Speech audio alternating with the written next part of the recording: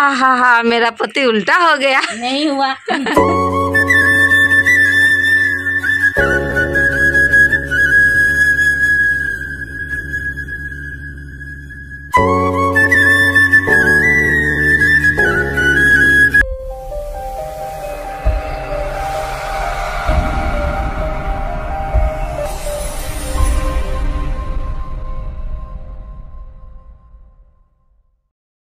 Hello guys, আমি মৌসুমি আর আমার প্রতিনিয়ত ব্লগ চ্যানেলে তোমাদেরকে জানাই অনেক স্বাগতম। আই হোপ তোমরা সবাই ভালোই রয়েছো আর তোমাদের আশীর্বাদে আমরাও মোটামুটি সবাই ভালোই রয়েছি। তো চলো তোমাদের সঙ্গে আজকে নতুন একটি ব্লগ শেয়ার করছি। আই হোপ আজকের ভিডিও দেখতে তোমাদের অনেক ভালো লাগবে। যদিও বা তোমরা টাইটেল থাম্বনেল দেখে বুঝতেই পেরেছো যে একটা অসহায় কৃষক বাবার কাহিনী তোমাদের সঙ্গে শেয়ার করব, কিন্তু সেটা আমার ডেইলি লাইফ স্টাইলের মাঝে দিয়েই তোমাদেরকে শেয়ার করব। মানে আমি বলতে চাইছি যে আমি যে আমার লাইফ স্টাইলটা যেভাবেই চলি সেভাবেই চালাবো। জাস্ট আমার চেনা জানা যে একটা অসহায় বাবা, তার কাহিনীটাই শুধু তোমাদের সঙ্গে আমি শেয়ার করব। গল্পটা শুরু করার আগে একটু ভিডিওটি আসা যাক। হ্যাঁ, আমি যে দিদিদের বাড়িতে এসেছিলাম কীর্তনের জন্য, তো সেখানে রাত ছিলাম। এই যে সকাল থেকে ভিডিওটা শুরু করেছি। তো চলো এখান থেকে এবার শুরু করা যাক ভিডিওটা। সকালে সবার ব্রেকফাস্ট হয়ে গিয়েছে আর এখন হচ্ছে রান্না মটন। তো যে যার মতো খাওয়া দাওয়া করে সবাই বাড়ি চলে যাব। তো চলো এবার তোমাদের সঙ্গে সেই গল্পটা শেয়ার করি। গল্পটা শুরু করার আগে একটা কথা বলছি, যদি আমার ভিডিও তোমাদের ভালো লাগে তাহলে অবশ্যই আমার চ্যানেলটা সাবস্ক্রাইব করে আমার পাশে থাকতে পারো। জানি না গল্পটা আমি কতটা গুছিয়ে বলতে পারবো, কারণ আমি কোনো কথাই ঠিকঠাকভাবে গুছিয়ে বলতে পারি না। তো চেষ্টা করব যতটুকু পারি আমি আমার মনের মতো করে সেই গল্পটা গুছিয়ে বলার। তো চলো ভিডিওটা তোমরা কন্টিনিউ করো। 1960 কি 65 সালে সেই বাবার এক মোটামুটি ফ্যামিলিতে কৃষক পরিবারে, যেখানে মানে স্বাচ্ছন্দ্যই পরিবারে জন্ম হয়। কিন্তু বুঝতেই পারছো সেই সময়ের অবস্থা এতটাও ভালো ছিল না যে কৃষিকাজের উপর নির্ভর করে অভাব অনটন সেভাবে অতটা দূর হতো না। তো সেই ফ্যামিলিতেই সেই বাবার ছোট থেকে বড় হওয়া, অনেক কষ্টে অভাব অনটনে সেই বাবা বড় হয়। বাড়িতে অভাব অনটন দেখে বাবা নিজের পড়াশোনা ছেড়ে বাইরে চলে যায় কাজ করার জন্য। দিনের পর দিন সে টাকা রোজগারের জন্য বাইরেই কাজ করতে শুরু করে। অভাবের তাগিদে বাইরে থাকলেও সেই বাবা কখনোই চিন্তা করেনি যে সেই টাকাগুলো নিজে জমিয়ে কিছু করবে। এমনকি সেই বাবা নিজের হাতের খরচে টাকাটা না রেখেও সম্পূর্ণ টাকাটাই দিয়ে দিত বাড়িতে, যেন বাড়ির কিছু উন্নতি হয়। বাড়ির মেজ ছেলে হয়েও সবসময় একই চিন্তা করত যে অভাব অনটনের জন্য আমার পড়াশোনা বন্ধ হয়ে গিয়েছে, সেই অভাব অনটনের জন্য যেন আমার ভাইয়ের পড়াশোনা কখনোই বন্ধ না হয়। সেই চিন্তা করতে করতে দিনের পর দিন সেই অসহায় বাবা বাইরে এক নাগারে নিজের শরীর খাটিয়ে টাকা রোজগার করতেই থাকে। কিন্তু তা হলেও দিনগুলো বেশ ভালোভাবেই চলে যাচ্ছিল, আনন্দের সঙ্গেই কেটে যাচ্ছিল। এরপরে বাড়ির বড় ছেলে বিয়ে করে আর বাড়িতে আসে টুকটুকে ছোট্ট একটা নতুন বৌদি। মায়ের থেকে যদি আপন আর নিচে কেউ হয় সেটা হলো বাড়ির বড় বৌদি। তো সত্যি সবার মন আনন্দে ভরে যায় যে বাড়িতে নতুন একটা মা এসেছে সেই ভেবে। ঘরে নতুন বৌদি এলেও, মায়ের মতো আদর করার বৌদি এলেও, সেই বৌদির আদর পাওয়ার জন্য বা আনন্দ উপভোগ করার জন্য সেই অসহায় বাবার কখনোই সুযোগ হয়ে ওঠেনি। একদিকে সেই অভাবের তাগিদে আর অন্যদিকে সেই দায়িত্বের ভারে কখনোই সে নিজের রোজগার ছেড়ে বাড়ি এসে টাইম কাটানোর সুযোগ পায়নি। আর যখনই বা বাড়ি এসে থেকেছে, সেই দায়িত্বের ভারে বা কাজের চাপেই বলো না কেন, প্রত্যেকটা দিন সেই ভোর 4টের সময় উঠে হাল নিয়ে মাঠে জমি চাষ করা থেকে সম্পূর্ণ কাজ পর্যন্ত টানতে টানতে নিজের দিনগুলোকে প্রায় শেষ করে দিয়েছে। এভাবেই বাড়িতে আসলে বাড়িতে সেই কৃষিকাজের ঝামেলা, কৃষিকাজের চাপ, আর যখনই বাইরে যায় তখনই বাইরে সেই রোজগারের চাপ। এভাবেই বেশ কয়েক বছর কেটে যায়।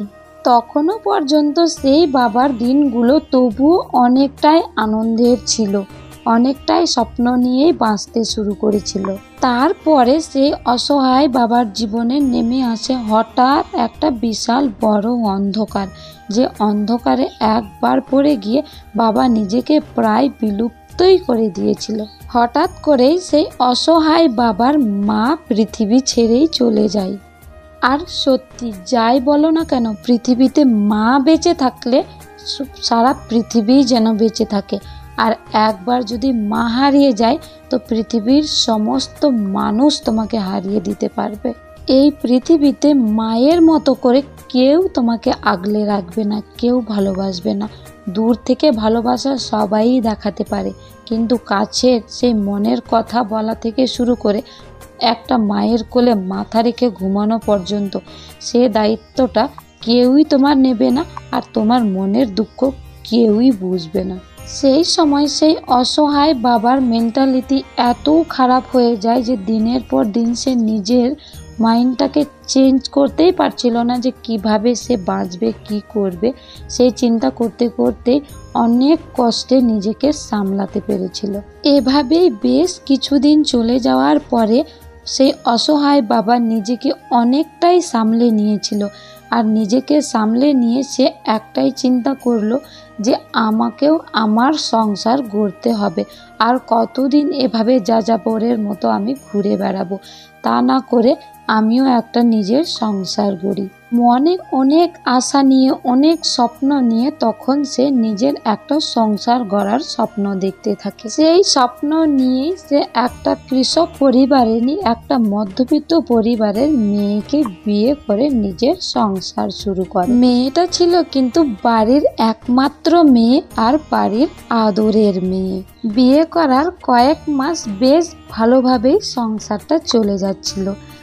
কিছু কিছু টুকিটাকি ঝগড়াঝাটি হতো, কিন্তু সব মানিয়ে নিয়েই সেই নতুন বউটা সব অ্যাডজাস্ট করেই চলছিল। কিন্তু তাতেও কোনো সমস্যার সমাধান না দেখতে পেয়ে সেই অসহায় বাবাকে আবার সেই রোজগারের তাগিদে বাইরে চলে যেতে হয়। সেই সময়ের যোগাযোগ ব্যবস্থা এতটাই খারাপ ছিল যে না ছিল ফোন, না ছিল গাড়ি ঘোড়ার যোগাযোগ। আর এতটাই গ্রাম্য পরিবারে সেই বাবার বাড়ি ছিল যে যেখান থেকে কোথাও যাওয়া ছিল অসম্ভব ব্যাপার। এমন অবস্থায় সেই নতুন বউকে রেখে সেই অসহায় বাবাকে নিজের সংসারের দায়িত্ব করার জন্য বাড়ির বাইরে চলে যেতে হয়। এই পরিস্থিতিতে সেই নতুন বউটি একটি নতুন ঘরে কিভাবে নিজেকে মানিয়ে চলবে কিছুতেই বুঝতে পারছিল না। আর নিজের মনের মানুষ যেহেতু নিজের কাছে নেই, সেই সময় তো নিজেকে নিয়ে ভীষণ কষ্ট হয়েছিল। আর অ্যাকচুয়ালি কি বলতো, সেই নতুন বউয়ের বয়সটাও ছিল সেই 12 বছরের। এবার তোমরাই ভাবো, 12 বছরে যেখানে একটা মেয়ে হাসতে খেলতেই দিন পার করে দেয়, সেখানে সে একটা গৃহবধূ হয়ে সংসার চালাবে।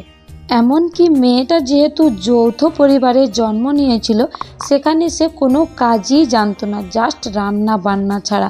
সেখানে এসে তাকে সেই সকাল 7টা থেকে সন্ধ্যে 7টা পর্যন্ত মাঠে কাজ করতে হতো। আর এদিকে সংসারের কাজ তো সেই রয়েছে ভোর 4টে থেকে রাত 9টা পর্যন্ত। এক তো নিজের মানুষ নিজের কাছে থাকে না, তার মধ্যে যে নিজের মানুষের সঙ্গে দুটো কথা বলবে দিন শেষে, তারও কোনো উপায় ছিল না। ওই যে বললাম, ফোনের কোনো যোগাযোগ ছিল না, একমাত্র চিঠিতেই সম্বল ছিল। সেই মাসে একটা চিঠি কি 2 মাসে একটা চিঠি আসতো, সেই চিঠি দেখেই চিঠির রিপ্লাই দেওয়া। এভাবেই দিন কেটে যাচ্ছিল। আর দিনের পর দিন মানসিক অশান্তি থেকে শারীরিক অশান্তি প্রতিনিয়তই তাকে ঝেলতে হতো। এগুলোতে সে কোনোভাবেই অভ্যস্ত না থাকা সত্ত্বেও শুধুমাত্র সংসার করার আশায়, সংসারটাকে সামলানোর আশায় সব কিছু মুখ বুজে সহ্য করে যাচ্ছিল।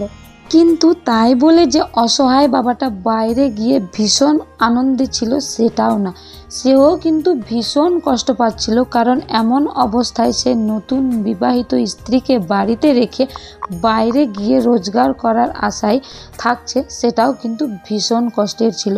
দিনের পর দিন কষ্ট পেয়েই দিনগুলো কাটাচ্ছিল, শুধুমাত্র নিজের একটা স্বপ্নের সংসার গড়বে সেই জন্যই। তো আজকে এখান থেকেই পরে কি হলো সেটা অবশ্যই তোমাদেরকে বলবো। আর হ্যাঁ, ভিডিও যদি ভালো লাগে অবশ্যই কমেন্ট করে জানিও, আমি পরের পার্ট তোমাদেরকে অবশ্যই শেয়ার করব।